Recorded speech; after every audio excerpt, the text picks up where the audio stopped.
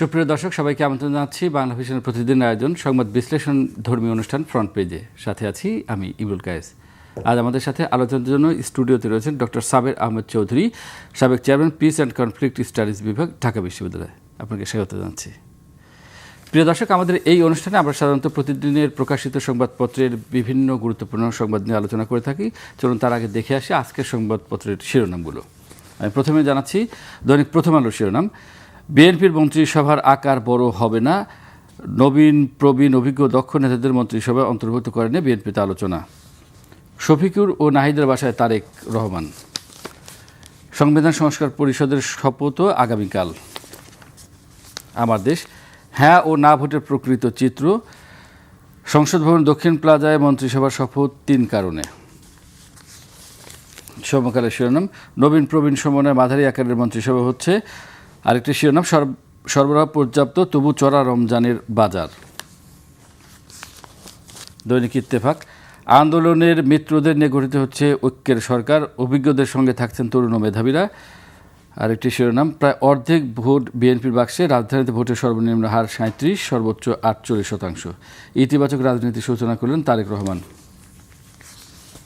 যুগান্তরের শিরোনাম: প্রত্যাশার পেশাদার প্রশাসন কতদূর, সবাই এখন বিএনপি। আরেকটি শিরোনাম: ইতিবাচক রাজনীতির নতুন বার্তা, শফিকুর রহমান ও নাহিদের বাসায় তারেক রহমান। ইনকিলাবের শিরোনাম: ছোট আকারের মন্ত্রিসভা হচ্ছে, জামায়াত আমির ও এনসিপি আহ্বায়কের বাসায় গেলেন তারেক রহমান, রাজনীতিতে নতুন দৃষ্টান্ত। বাংলাদেশ প্রতিদিনের শিরোনাম: সরকার গঠনের প্রস্তুতি, কাল খোলা আকাশে ব্যতিক্রমী শপথ, যোগ দিচ্ছেন ভারত, কাতার সহ বিদেশিরা, ছায়া মন্ত্রিসভা গঠনের ঘোষণা। কালবেলার শিরোনাম: সিন্ডিকেট ভেঙে অর্থনীতি সচল করাই চ্যালেঞ্জ, সৌহার্দ্যের দৃষ্টান্ত স্থাপন করলেন তারেক রহমান। নয়া দিগন্ত: বিএনপি জোটের 51 ভোটে আসন 71%। আরেকটি শিরোনাম: আইনের শাসন, অর্থনীতি ও সংস্কারের ফোকাস, বিএনপি সরকার প্রথম 100 দিনের রূপরেখা। কালের কণ্ঠে শিরোনাম: কাল শপথ, মন্ত্রিসভায় চমক, মন্ত্রিসভার আকার ছোট হতে পারে। আরেকটি শিরোনাম: এবারও রোজার আগেই নিত্যপণ্যের বাজার গরম। দেশ রূপান্তরের শিরোনাম জানাচ্ছে এখন: কেমন নতুন বাংলাদেশ উপহার দেবেন তারেক রহমান। আরেকটি শিরোনাম: আলোচনায় উচ্চ কক্ষ। মানব জমিনের শিরোনাম: রাজনীতিতে নয়া নজির, সরকারের শপথ কাল। বণিক বার্তার শিরোনাম: অভিজাত প্রশাসন ক্যাডারকে জনবান্ধব ও পেশাদার করতে পারবে কি বিএনপি। আরেকটি শিরোনাম: বিএনপি পেয়েছে 49.97% vote, Jamaat 31.76% vote. Daily star শিরোনাম: 2/3 are first timers, likely leader of the House, opposition leader have never been lawmakers either.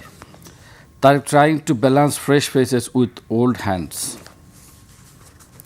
Daily Observer শিরোনাম: BNP scores absolute win in 21 districts out of 64, Jamaat sweeps in 12 districts. আরেকটি শিরোনাম: Tarique takes office with economy at crossroads. এবং সবশেষ আমি জানাচ্ছি new এজের শিরোনাম: energy, banking, job crucial task for new government. আরেকটি শিরোনাম: MPs cabinet members to take oath tomorrow.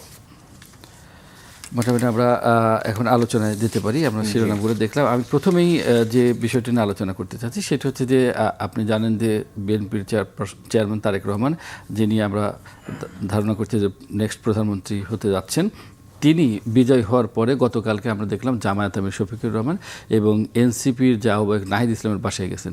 এই বিষয়টিকে অনেক পত্রিকায় ইতিবাচক ধারার প্রচলন যে বাংলাদেশের রাজনীতিতে শুরু, সেটি বলার চেষ্টা করছেন। আপনার দৃষ্টিতে বিষয়টি আসলে কীভাবে দেখছেন? কারণ এরকম ঘটনা আমরা অতীতে দেখি নাই। না, অবশ্যই এটা আমাদের রাজনৈতিক সংস্কৃতিতে যেই স্ট্র্যাটেজিগুলো দেখি বা যেই চর্চাটা আমরা দীর্ঘদিন ধরে দেখেছি, এটা সম্পূর্ণ ভিন্ন ধরনের একটা বিষয়। এবং আমি বলবো যে শুধু যারা বিএনপির মতাদর্শে বিশ্বাস করে তারা না, আপামর বাংলাদেশের জনসাধারণ সবাই কিন্তু এটা পছন্দ করেছে এবং এটা চমক বলতে পারেন। মানে এটা একদমই এক্সপেক্টেড ছিল না কারো কাছে যে এই ধরনের একটা বিষয়। এবং সেখানে শুধুমাত্র জামাতের আমির যে ওনার বাসায় যাননি, এখানে আরও উল্লেখ হচ্ছে যে এনসিপি যিনি প্রধান রয়েছেন সেই নাহিদ ইসলামের বাসায় কিন্তু উনি গেছেন এবং সেখানে আমরা দেখেছি খুব সৌহার্দ্যপূর্ণ পরিবেশে আলাপচারিতা হয়েছে। এলাকাবাসীর সবাই সেখানে অনেকেই উপস্থিত ছিলেন এবং তাদের সাথেও যে the interaction of the future prime minister, এটা কিন্তু একটা খুব দৃষ্টি কেড়েছে সবার মধ্যে এবং এটাই হচ্ছে আসলে পরিবর্তনের সূচনার তো কিছু কিছু জায়গা থাকে। মর্নিং শোজ দ্য ডে, সারা দেশের জনগণ এই জায়গাগুলো পছন্দ করছে এবং অবশ্যই এটা একটা খুব গুড স্টার্ট বলবো আমরা। কালকে একই সাথে সংসদ সদস্যদের শপথ নেওয়ার কথা পার্লামেন্ট মেম্বার হিসেবে, আবার একই সাথে আমরা দেখলাম যে সংবিধান সংস্কার পরিষদের সদস্য হিসেবেও শপথ নেওয়ার কথা। কিন্তু এই বিষয়ে বা এই জায়গাটিতে বিএনপির কিছু নোট অফ ডিসেন্ট ছিল। তাদের কথা ছিল যে বর্তমান যে প্রচলিত সংবিধান আছে সেই অনুসারে আসলে মানে সংবিধান সংস্কার বা অন্যান্য কার্যক্রম এগিয়ে নেওয়ার ব্যাপারটি রয়েছে, যেটি প্রথম আলো অন্যান্য পত্রিকা নিউজ করেছে। তো এইটা আসলে জুলাই সনদ বাস্তবায়ন করার ক্ষেত্রে কোনো ধরনের প্রতিবন্ধকতা তৈরি করবে কিনা বা আসলে কোন দিকে যাচ্ছে? না, এটা আসলে ধরেন শপথ গ্রহণ, এটা তো বর্তমানে যে সরকার এখনো রয়েছে অন্তর্বর্তীকালীন সরকার, তাদের একটা বিষয় এবং যেই ক্ষমতাসীন দল যেটা বলবো যারা শপথ নিতে যাচ্ছে তারাও এই পর্যায়ে কিন্তু একটা দেখার বিষয় রয়েছে। শপথ গ্রহণ তারা করছে, কিন্তু আমরা যতটুকু বুঝতে পারছি যে এখানে সবগুলো বিষয়ে কিন্তু সকল রাজনৈতিক দলের ঐক্যমত ছিল না এবং সেটা হওয়ারও সুযোগ নেই। তা এখন সংসদ অবশ্যই বসবে, তার কাজ চালাবে এবং সংসদেই আরও আলাপ আলোচনার মাধ্যমে বিশেষ করে প্রায়োরিটি বেসড আমাদের যে জিনিসগুলো খুব প্রয়োজন সেগুলোর দিকে বিশেষ গুরুত্ব দিয়ে, এবং যেহেতু একটা নির্দিষ্ট রাজনৈতিক দল ক্ষমতা গ্রহণ করছে তাদের ফিলোসফির সাথে অ্যালাইন্ড এবং সবচাইতে গুরুত্বপূর্ণ হচ্ছে যে দেশের জন্য প্রয়োজন সেই বিষয়গুলো নিয়ে হয়তো তারা পদক্ষেপ নেবেন। এবং আমরা যেটা দেখেছি যে জনাব তারেক রহমান তিনি কিন্তু তার বক্তব্যে উল্লেখ করেছেন যে এই জুলাই সনদের বিষয়টা এবং সেখানে কিছু জায়গায় তাদের নোট অফ ডিসেন্ট ছিল, সেই কথাগুলো উনি উল্লেখ করেছেন। তো এতে মনে হচ্ছে না যে বিএনপি হয়তো পুরোপুরি এখান থেকে সরে যাবে বা কিছুই করবে না। সেখানে যেগুলো প্রয়োজন বিএনপি যেটার সাথে মনে করে এবং সংসদে আলাপ আলোচনার ভিত্তিতে, মূল জায়গাটা হচ্ছে সংসদ, তো সেখানে আমরা হয়তো আলোচনা করছি যে বিএনপির মেজরিটি রয়েছে, এই জন্যই হয়তো সেগুলো তারা তাদের দিকে নিয়ে যাবে। আলাপ আলোচনার মধ্যে আরও ভালো কিছু হয়ে আসতে পারে এবং সেখানে সেটা আসলে একটা যে লিগ্যাল বেসিস তৈরি করা বা ক্রেডিবিলিটি তৈরি করা, এতদিন তো অন্তর্বর্তীকালীন সরকার একটা বিশেষ পরিস্থিতিতে কাজ করেছে, এখন কিন্তু অ্যাকাউন্টেবিলিটির জায়গাটা অনেক বড় এবং এখানে যারা সিদ্ধান্ত গ্রহণ করবেন তারা রাজনৈতিক দলের সদস্য। অন্তর্বর্তীকালীন সরকারকে অনেক জায়গায় জবাবদিহি করতে হয়নি বা তাদের আবার পুনর্নির্বাচিত হওয়ার বিষয়টা ছিল না। ফলে অবশ্যই তারা দেশের মানুষের জন্য, দেশের কল্যাণের জন্য যে বিষয়গুলো আমরা আশা করব যে সেই জায়গাগুলোতে মূল গুরুত্ব দেবে এবং প্রায়োরিটি বেসিসে। সবগুলো একত্রে করা সম্ভব না, ধাপে ধাপে হয়তো হবে। এখানে তো একটা জুলাই জাতীয় সনদে যেটি বলা হয়েছে 180 দিনের একটা কথা বলা হয়েছে, সময়সীমা নির্ধারণ করা হয়েছে যে এই চার্টার বাস্তবায়ন করার জন্য এবং সেটা সংবিধানে যে সংস্কারগুলো হবে সংবিধান সংযোজন করার জন্য।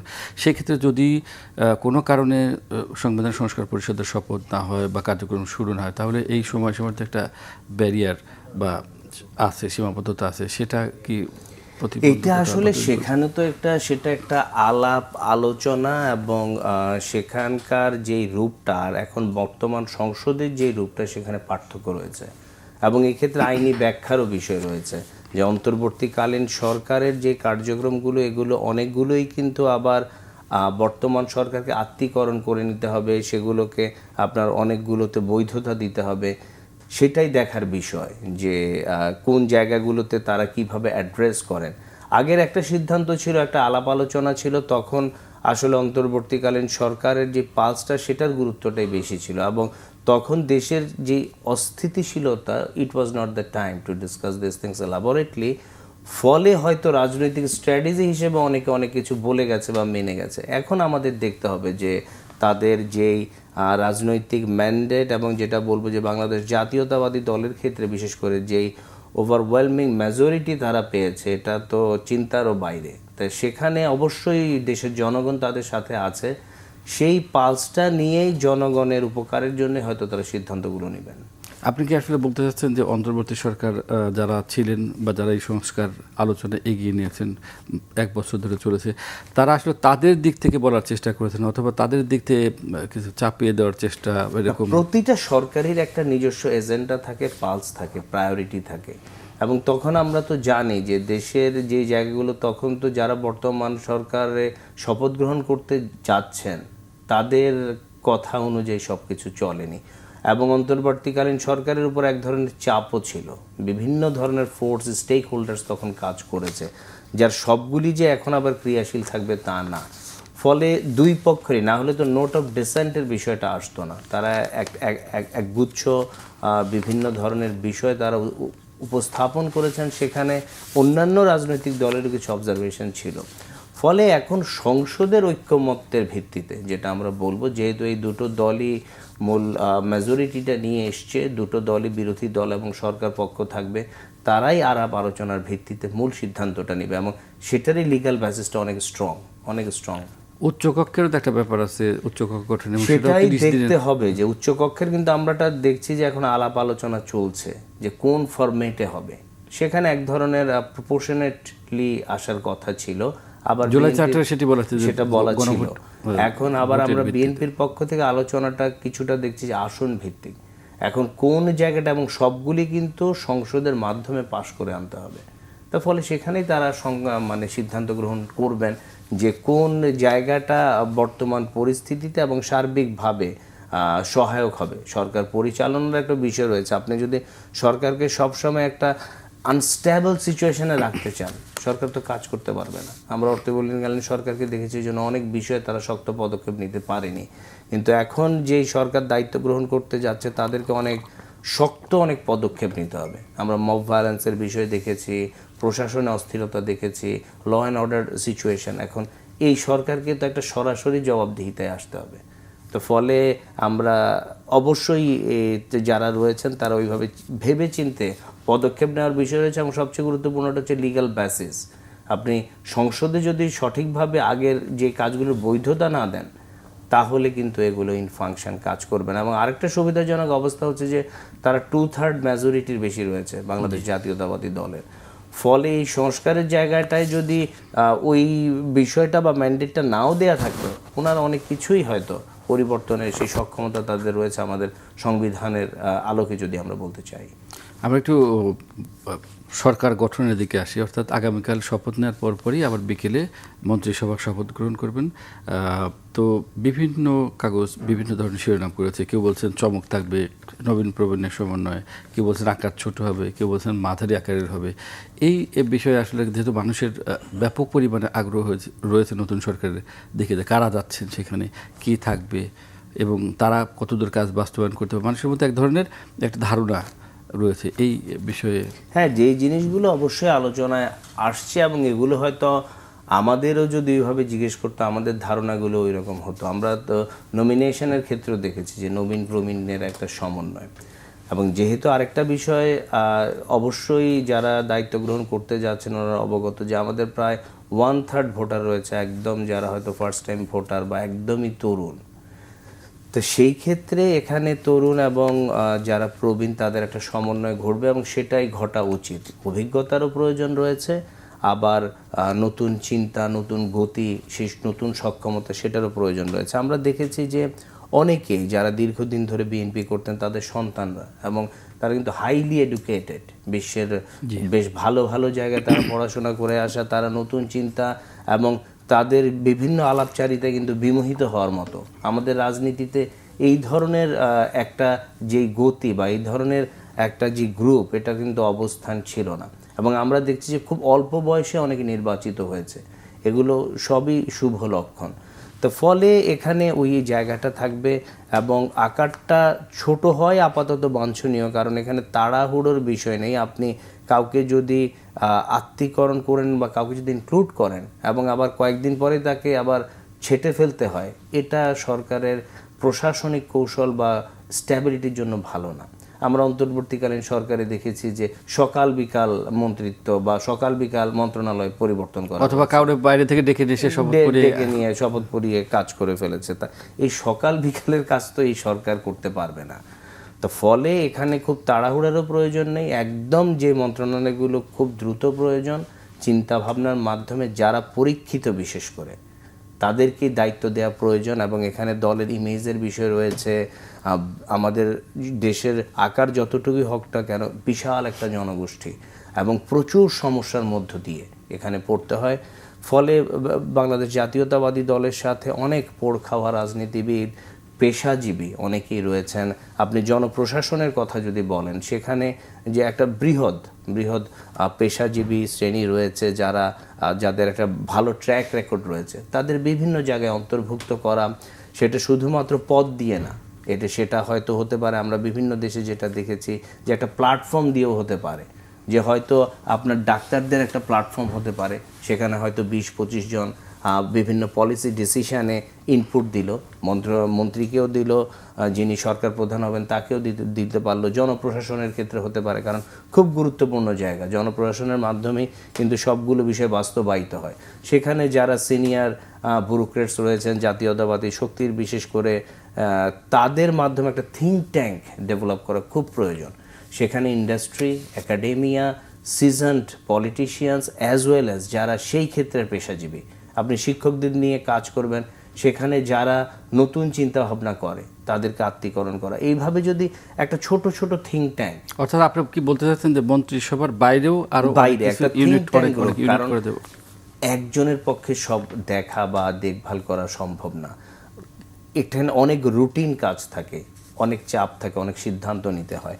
ফলে সারা দেশের সার্বিক পরিস্থিতিটা বিশ্লেষণ করা এবং সময় উপযোগী পদক্ষেপগুলো নেওয়া, সারা বিশ্বের সাথে তাল মিলিয়ে চলার যে গতি, তো সেখানে থিঙ্ক ট্যাঙ্কটা কিন্তু সারা পৃথিবীতে খুব স্ট্রং। ইভেন ভারতেও চর্চা রয়েছে, চায়নায় তো আপনি প্রচুর থিঙ্ক ট্যাঙ্ক অর্গানাইজেশন দেখবেন। আমাদের এখানে কিন্তু ইনস্টিটিউশনালি সেগুলি ডেভেলপ করেনি। তো যেহেতু ডেভেলপ করেনি, ফলে মন্ত্রণালয়ের সাথে অ্যাটাচমেন্টে কিন্তু সরকার এই চিন্তাটা করতে পারে। আপনি চায়নাতে যদি যান, যে হাজার হাজার থিঙ্ক ট্যাঙ্ক অর্গানাইজেশন রয়েছে এবং তারা অ্যাটাচড উইথ দ্য গভর্নমেন্ট, অবশ্যই, এবং সরকারি প্রচুর থিঙ্ক ট্যাঙ্ক অর্গানাইজেশন করে রেখেছে তার পলিসি ডিসিশন নেওয়ার সহায়তার জন্য। তারা গবেষণা করছে, তারা দেখছে কোথায় কি হচ্ছে। এবং আরেকটা বিষয় হচ্ছে যে আপনার মিডিয়া লিটারেসির বিষয়টা, বর্তমান সরকার যদি এই জায়গাটায় খুব গুরুত্ব না দেয়, কারণ আমাদের এখন পাবলিক যে ইমেজ বলছি, আমাদের যে ন্যারেটিভের রাজনীতি বলছি, তো সেখানে আপনাকে তো একটা ইমেজ তৈরি করতে হবে। আপনি যেই কাজই করেন না কেন, পাবলিক পারসেপশনটা কি, সেটা খুব গুরুত্বপূর্ণ। আপনি ভালো কাজ করলেন কিন্তু জনগণের কাছে ওভাবে পৌঁছালো না। কিন্তু এখানে তো এক ধরনের বাধা আছে, সেটি হচ্ছে যে আমরা দেখি যে বিশেষ করে সোশ্যাল মিডিয়ায় সেখানে নানা ধরনের অপতথ্য দেওয়া হয়, সেই জায়গাটাই খবর দেওয়া হয়, এবং পাবলিক পারসেপশন কিন্তু সেভাবে আমরা দেখছি গত এক বছরে খুব স্বাভাবিক। এই জন্যই বলছি মিডিয়া লিটারেসির বিষয়টা, যে কি করে মিডিয়াতে চেক করা যায়, বা সরকারের পক্ষ থেকেও আপনার ভেরিফাইড কিছু জায়গা থাকতে পারে, এবং সরকারকে কিন্তু এগুলি অ্যাড্রেস করতে হবে। এটা ইগনোর করার কোনো সুযোগ নেই, যে যেই বিষয়টা দানা বাঁধছে। যেমন এখন ধরেন ভোট রিগিংয়ের বিভিন্ন ধরনের কলাকৌশল হচ্ছে, মানুষ কিন্তু এগুলি বিশ্বাস করছে, যে ভোট রিগিংয়ের অনেক চিত্র নিয়ে এসছে, কিছু ছবি তুলে দিয়ে দিচ্ছে, এবং আমি দেখছি যে প্রতিনিয়ত অনেক শিক্ষিত লোক তারা এগুলিকে উদাহরণ হিসেবে আনছে। খুব একটা আপনার কোনো ভেরিফাইড না, একটা খুব দুর্বল সোর্স থেকে উনি একটা তথ্য পেলেন, ওনার মতাদর্শের সাথে মিলছে বা ওনার চিন্তা ভাবনার সাথে মিলছে, এটাকেই উনি টেবিল টকে এবং বিভিন্ন জায়গায় হাজির করছেন যুক্তি হিসেবে। তো এই চর্চাটা কিন্তু চলমান থাকবে, এবং এর মাধ্যমেই পাবলিক পারসেপশন তৈরি হয়। তো ফলে সরকারকে ওগুলো নিয়ে কাজ করতে হবে, এবং তার এই উইংটাকে একটা হলো রাজনৈতিক দল হিসেবে শক্ত করতে হবে, এবং সরকারের পক্ষ থেকেও করতে হবে। আরেকটা জায়গায় আমরা যেটা বলি পাবলিক মার্কেটিং, তা আমরা কিন্তু বাংলাদেশের ক্ষেত্রে সেটা দেখি না। আমরা মনে করি যে মার্কেটিংটা শুধু বেসরকারি প্রতিষ্ঠানের জন্য, সরকারেরও একটা বিরাট জায়গা রয়েছে পাবলিক মার্কেটিং। এই যে সে যেই কাজগুলো করে, সরকার অনেক কাজই করে, কিন্তু সাধারণ জনগণের কাছে কিন্তু সেটা সেইভাবে জ্ঞাত হয় না, তারা অনেক তথ্যই জানে না। তো ফলে এই জায়গায় যারা জনপ্রশাসন নিয়ে কাজ করবে তাদেরকে খুব শক্তভাবে কাজ করার প্রয়োজন রয়েছে, এবং যারা এগুলো বোঝে, জানে, সক্ষমতা রয়েছে, সেই ধরনের লোকজনকে যদি ইনক্লুড করা হয়, তাহলেই একটা ভালো কিছু হয়তো হতে পারে। ভোট রিগিং এর কথা আপনি বলেছেন, এবং যেটা শোনা যাচ্ছে কিছু কিছু লোক বলছে, সেই প্রসঙ্গে আপনার কাছে আসবো। তার আগে আমি একটু আপনার কাছে জানতে চাই যে মন্ত্রিসভা গঠনের বিষয়ে, যে বিষয়টি নিয়ে কথা বলছিলাম, বিএনপি একটা বড় দল, এবং দীর্ঘদিন ক্ষমতার বাইরে ছিল। এখন অ্যাসপাইরেন্টের সংখ্যা তো বেশি, মন্ত্রিসভা অন্তর্ভুক্ত হতে চায়, সেখানে বেছে নেওয়াটা যতটা কঠিন, আবার তার পাশাপাশি তদবিরের বিষয়টা যেটা আমাদের দেশের রাজনীতি আসলে প্রচলিত, বিভিন্ন জায়গা থেকে বিভিন্ন বলার চেষ্টা করা হয়। কিন্তু তারেক রহমানের এখন পর্যন্ত আমরা যে ইমেজটি দেখছি, বাইরে থেকে ইনফ্লুয়েন্স করে, বাইরে বলতে আমি বলছি যে অনেককে দিয়ে বলায় বা তদবিরের যেটা বললাম, এরকম কি আসলে সম্ভব? তার যে ইমেজ আমি দেখছি, বা এটা আসলে একটা বিষয় ছিল যে রাজনীতির যে জাতীয়তাবাদী দলের ধরন, এবং উনি তো নতুন করে অনেক বিষয়ে শক্ত পদক্ষেপ নিচ্ছেন, দায়িত্ব নিচ্ছেন, এই জায়গাগুলো থাকবেই। সেটাই হচ্ছে সরকার প্রধানের সক্ষমতার জায়গা, দলীয় প্রধানের সক্ষমতার জায়গা, যে কিভাবে উনি ব্যালেন্স করবেন। এবং আমরা যতটুকু দেখেছি আমাদের মনে হয় যে উনি সম্ভব, ওনার পক্ষে সম্ভব, কারণ উনি সেই দৃঢ়চেতা পদক্ষেপগুলি কিন্তু নিচ্ছেন। অনেক বিদ্রোহীদের ক্ষেত্রে শক্ত অবস্থান গ্রহণ করেছিলেন, এবং আমরা দেখছি যে বিভিন্ন ধরনের যে উষ্মা টেনশন, যারা পরীক্ষিত এবং যোগ্যতা রয়েছে, আমরা বিগত সরকারে এমনও দেখেছি যে ইংরেজি ভাষা নিয়ে কাজ করেন, তাকে হয়তো আপনি স্বাস্থ্যের দায়িত্ব দিয়ে দিয়েছেন। এগুলো প্রয়োজন নেই। এটা কাকে, কেন, কিভাবে, বা সেই খাতটাকেই দুর্বল করার জন্য কিনা, যার যেখানে পারঙ্গমতা রয়েছে এবং তিনি সৎ কিনা, উনি দুর্নীতির ঊর্ধ্বে চিন্তা করেন কিনা। কারণ সব হয়তো উনি পাল্টে ফেলতে পারবেন না, কিন্তু নেতৃত্বেই যদি সেই গলতটা থাকে, তাহলে আপনি সেই মেসেজটা ক্যারি করবেন কোথা থেকে? তো ফলে সেই জায়গাটায় চুলচেরা অবশ্যই আমরা মনে করি যে বিশ্লেষণ হচ্ছে, এবং আগামীকালই তো সেই জায়গাটা আসবে। এবং আমাদেরও যে আলোচনার জায়গাটা বা আমাদেরও কথা বলার যে জায়গাটা, সেটা থাকবে যেটা ছোট হয় আপাতত ভালো, পরীক্ষিত লোক নিয়ে ধীরে ধীরে প্রয়োজন অনুসারে এটা তো সরকার যে কোনো সময় ইনক্লুড করতেই পারবেন। দেশ রূপান্তর একটা শিরোনাম করছে, কেমন নতুন বাংলাদেশ উপহার দেবেন তারেক রহমান। অর্থাৎ তিনি যে ধরনের কথা বলছেন এবং তার পরিকল্পনার কথা বলছেন, তার মধ্যে দিয়ে আমরা একটা আমাদের সামনে একটা চিত্র কিন্তু দাঁড়ায় যে একটা নতুন বাংলাদেশ তিনি গড়তে চান, যেখানে রাজনীতি থেকে শুরু করে সকল জায়গায় সংস্কারের মধ্যে দিয়ে একটা ভালো, উন্নত, সমৃদ্ধ বাংলাদেশ তৈরি হবে। সেই রকম একটা মন্ত্রিসভা তার সাথে কাজ করবে, তার টিমে কাজ করবে, তার যে স্পিরিট সেটাকে ধারণ করে কাজ করবে, সেরকম একটা মন্ত্রিসভায় মানুষের আসলে চাওয়া, সেই জায়গা কি সেই প্রত্যাশা পূরণ হবে? প্রত্যাশা আমরা তো আশা করি অনেকটাই পূরণ হবে। এখন এখানে আরেকটা বিষয় হচ্ছে কি, যে আপনার আমাদের যেই প্রশাসনিক সিস্টেমে আমরা দেখি যে ছোটোখাটো বিষয়ে প্রধানমন্ত্রীকে সিদ্ধান্ত দিতে হয়। একদম দেখা যায় যে প্রধানমন্ত্রী যতক্ষণ ওনার কাছ থেকে নির্দেশনা না আসছে, অনেক বিষয়ে ফাইল নড়ে না, পলিসি ডিসিশন নেওয়া হয় না। এই জায়গাটায় পরিবর্তন খুব প্রয়োজন, ডিসেন্ট্রালাইজড করা উচিত। আমি যদি কাউকে বিশ্বাস করে সেই দায়িত্বটা দিই, তাকে কিছু ক্ষমতাও দিতে হবে, কারণ সব কিছু আপনার একার পক্ষে এইভাবে দেখভাল করা সম্ভব না, আপনাকে মনিটর করতে হবে।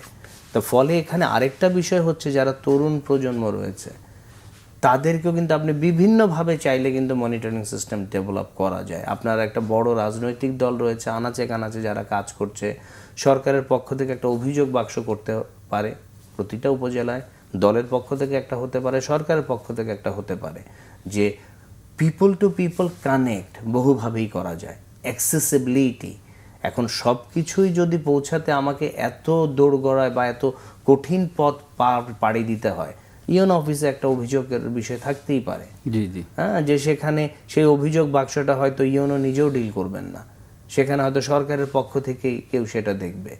তো ফলে এখানে হবে কি, তখন মানুষের মধ্যে অনেক বেশি আশার সঞ্চার হবে যে আমি যে এখানে, খুব বেশি ঘটনা তো একটা এলাকায় ঘটে না, কিন্তু আপনার এই 2-4টা ঘটনাই ইমেজ নষ্ট করে দেওয়ার জন্য যথেষ্ট। এবং একটা মেসেজ আমরা দেখেছি যে নির্বাচনের পরপরই চাঁদপুরে এবং আরও কয়েকটা এলাকায় দলীয় নেতাকর্মীকে পুলিশের হাতে সোপর্দ করা হয়েছে, বা কিছু জায়গায় পুলিশ ধরলে, একটা ভালো দৃষ্টান্ত, অবশ্যই ভালো দৃষ্টান্ত। এটা মেসেজ কিন্তু চলে যাচ্ছে, তবে কতদিন এটা কন্টিনিউ করা যাবে, কারণ সরকার তো এখন দায়িত্ব নেয়নি, তারা খুব এককেন্দ্রিক চিন্তা করতে পারছে। যখনই একটা বিরাট পরিসরে কাজ করবে, এই ছোট ছোট বিষয়গুলোই কিন্তু ড্যামেজটা করে। যে অনেক বড় বিষয়ে অনেক সাফল্য আছে, কিন্তু যেমন একটা ওই যে ধর্ষণের ঘটনা আমরা দেখছি এখন, সেটার বিষয় করে কাউন্টার যেই বক্তব্যটা, সেটাও কিন্তু শক্তভাবে আসা প্রয়োজন, কারণ মানুষের পারসেপশন তৈরি হচ্ছে। এবং আমরা দেখছি যে ন্যারেটিভ কিন্তু এখনই শুরু হয়ে গেছে, যে ন্যারেটিভ তৈরি করা, তো সেখানে আপনাকেও তো পাল্টা ন্যারেটিভ, পাল্টা যুক্তি দিতে হবে, না হলে তো আপনি সাস্টেইন করাতে পারবেন না আপনার পলিসিগুলো বা আপনার বিশেষ করে ইমেজের জায়গাটা। তা আমরা আশা করব যে অবশ্যই সরকার হয়তো এখানে নতুন চিন্তা ভাবনা করবেন, এবং আমরা দেখেছি যে ওনার সাথে একগুচ্ছ নতুন মানুষ রয়েছেন যারা অবশ্যই নতুন চিন্তা ভাবনা করেন। আমরা অনেক জায়গাতেই কিন্তু আন্ডারস্টিমেট করেছিলাম ওনাদের অনেক বিভিন্ন পদক্ষেপকে, এবং কেন ওনারা এত প্যাশেন্স প্রয়োজন দিচ্ছেন বা তথাকথিত রাজনীতি করছেন না, সেই আলোচনাটা কিন্তু ছিল।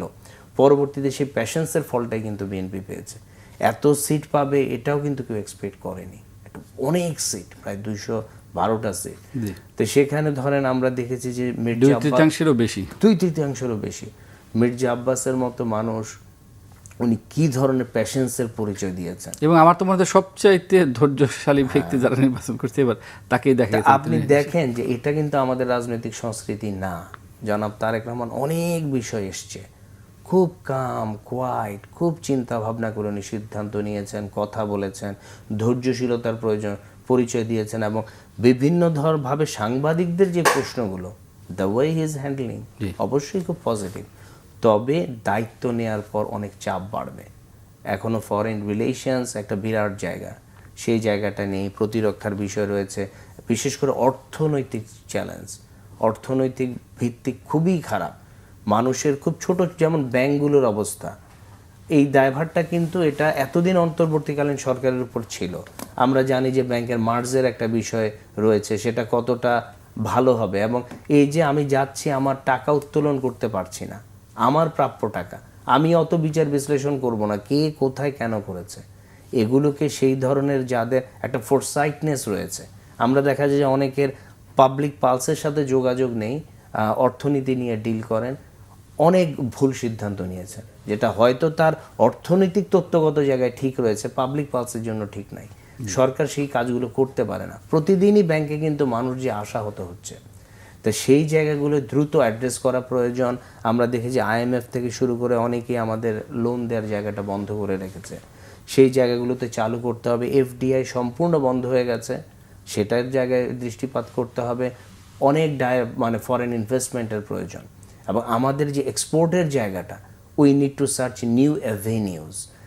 এই যে বিরাট কর্মকাণ্ড, এটা তো খুব সহজ বিষয় না, এবং গ্লোবাল কম্পিটিটিভ মার্কেটে আমাদের যেমন রেমিটেন্সের জায়গাটা, যারা সারা বিশ্বে আমাদের রেমিটেন্স যোদ্ধারা কাজ করছেন, তাদের সুযোগ সুবিধার জায়গাগুলো অনেক দেশ অনেক রকম বার দিচ্ছে, সেখানে মেডিয়েশন, নেগোসিয়েশনের জায়গাগুলো, সেই জায়গাগুলোতে অনেক বেশি দেখতে হবে। এবং উনি খুব জোর দিয়ে আনএমপ্লয়মেন্টের কথা বলেছেন, খুব সহজ না, খুব সহজ না। আমাদের প্রায় 40 লক্ষের উপর শিক্ষিত বেকার রয়েছে, খুব কঠিন কাজ। তা সেখানে যারা প্রাইভেট ইনিশিয়েটিভসে রয়েছেন, প্রাইভেট কোম্পানিজ, ফার্মস, ইন্ডাস্ট্রিজ রয়েছেন, তাদেরকে এখানে ইনক্লুড করতে হবে। নিউ অ্যাভিনিউজ, নিউ এক্সপোর্ট এরিয়াসগুলো আইডেন্টিফাই করতে হবে, তাহলে আনএমপ্লয়মেন্ট সম্ভব। আর দেশে যদি একটা আনস্টেবল সিচুয়েশন থাকে, কেউ বিনিয়োগ করতে আসবে না, দেশের মানুষও বিনিয়োগ করবে না। আমরা যেহেতু শেষ দিকে চলে এসেছি, ভোট ট্রিগিং প্রসঙ্গে আপনার কথা বলছিলেন। আমরা দেখেছি যে নির্বাচনের পরে যখন জনাব তারেক রহমান সংবাদ সম্মেলন করেছেন, সেখানে একজন সাংবাদিক ভোট ইঞ্জিনিয়ারিং প্রসঙ্গ উত্থাপন করেছেন। তিনি কিন্তু পরিষ্কারভাবে বলেছেন যে ইঞ্জিনিয়ারিংটা হয়েছে সেটা হচ্ছে জনগণকে কনভিন্স করা। তো আমার প্রশ্নটি হচ্ছে যে আমরা দেখতে পাচ্ছি জামায়াত ইসলামী এবং এনসিপি তারা এই নির্বাচনে যে ফলাফল করেছে, তারা একদিকে নির্বাচন কমিশনে ভোট পুনর্গণনার দাবি করেছে 30টি আসনে, আবার আরেকদিকে দেখছি যে তারা ছায়া মন্ত্রিসভা গঠন করবে, এরকম একটা কথা তারা বলেছেন, এবং তারা আগামীকাল শপথ নিতে যাচ্ছেন, অর্থাৎ এই ফলাফল কিন্তু মেনেও নিয়েছেন। তাহলে এটা মানে আসলে কিভাবে মূল্যায়ন করবে? তারা একদিকে যাচ্ছে, একদিকে মেনে নিচ্ছে, আরেকদিকে রাজনৈতিক স্ট্র্যাটেজি, এটা ভুল শুদ্ধের বিষয় হচ্ছে, এটা তাদের রাজনীতি তারা করবেই, একই সাথে সব কিছুই করছে। আমরা অন্তর্বর্তীকালীন সরকারের সময় দেখেছি যে ওনারা সব দিকেই কথা বলছেন। হ্যাঁ, তা ফলে যেটা এটা কি একটু ক্রেডিবিলিটি নষ্ট হয় না, যে আমি একদিকে মেনে নিচ্ছি, আরেকদিকে বলছি যে ভোট পুনর্গণনা করতে হবে, এই জায়গায় ভোট কিছুটা নষ্ট হয়। এটা একটা হলো ভারসাম্যমূলক অবস্থান তৈরি করা আর কি, মানে সবাই যারা যারা আমাদের সাপোর্টার রয়েছে বা জনগণ রয়েছে, কিছু জায়গায় বিভ্রান্ত করা। এক হলে আপনি একদিকে থাকাই ভালো, এতে কিন্তু আপনার প্রতি মানুষের বিশ্বাসটা বাড়বে। ফলে যেই ধরনের আসন, যে সংখ্যক আসন ওনারা পেয়েছেন, যেই পরিমাণ ভোট পেয়েছেন, আর পূর্বের আমাদের যে স্টাডিগুলো আমরা দেখেছি, আকাশ পাতাল তফাৎ, অনেক এগিয়েছে। তারপরেও ওনাদের হয়তো আরও উচ্চ আসার জায়গা থাকতে পারে, আর এত বড় একটা ইলেকশন কন্ডাক্ট করতে গেলে 2-4টা ভুল হতেই পারে, এটা খুব স্বাভাবিক। এবং বাংলাদেশের সংস্কৃতিতে যেটা দেখা যায়, যার যে এলাকায় একটু মাসল পাওয়ার আছে বা একটু বেশি শক্তি আছে, সে সেখানে কিন্তু একটু প্রভাব বিস্তার করতে চায় বা সেটা কিন্তু কেন্দ্রভিত্তিক বা যেটা বিভিন্ন সেটা কিন্তু সব দলের ক্ষেত্রে একদল বা অবশ্যই বিচ্ছিন্ন ঘটনা তো রয়েছেই, বিচ্ছিন্ন ঘটনা থাকবে, তবে দেখতে হবে ওভারঅল সিচুয়েশনটা। আমরা যেমন গার্জিয়ানের যদি বলি, রয়টারের বলি বা অন্যান্য আল জাজিরার বলি, প্রত্যেকেই কিন্তু বলেছেন, যেমন গার্জিয়ানের হ্যান্স পিটার এলিস, উনি যেটা বলেছেন যে বিগত 2 দশকের মধ্যে সবচাইতে ফ্রি অ্যান্ড ফেয়ার, শুধু তার বিদেশি পর্যবেক্ষক যারা ছিলেন, ইউরোপীয় ইউনিয়ন, কমনওয়েলথ, আমেরিকার, এবার বলা যায় যে বাংলাদেশের ইতিহাসে সর্বোচ্চ পর্যবেক্ষক এসছে, আর সাংবাদিক এবং পর্যবেক্ষক মিলিয়ে প্রায় 600 জনের মতো। কখনোই কিন্তু এত পর্যবেক্ষক আসেনি। তা ফলে ওনারা খুব ক্লোজলি, আমরা ঢাকা থেকে শুরু করে ইউরোপিয়ান ইউনিয়নের প্রতিটা জেলাতে পর্যবেক্ষক ছিল। তা ওনাদের স্টেটমেন্টটা কিন্তু সেই ক্রেডিবিলিটির বিষয়, পিসফুলের বিষয়, বারবার উল্লেখ করেছেন পিসফুল। তো সেই মাত্রাতেও যদি দেখি, যদিও দেশীয় অবজারভারদের নিয়ে অনেক ধরনের কথা ছিল, সেখানে সিজনড অনেকেই ছিল না, কিন্তু আমরা দেখেছি যে নরেন্দ্র মোদী খুব দ্রুত উনি শুভেচ্ছা বার্তা দিয়েছেন।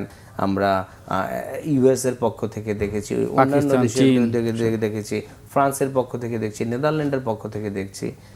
তো এটা সরকারের যেই ক্রেডিবিলিটির জায়গাটা, তার যেই পাবলিক সাপোর্টের জায়গাটা এবং ইন্টারন্যাশনাল অ্যাকসেপ্টেবিলিটির জায়গাটা, এটা তৈরি হয়ে গেছে।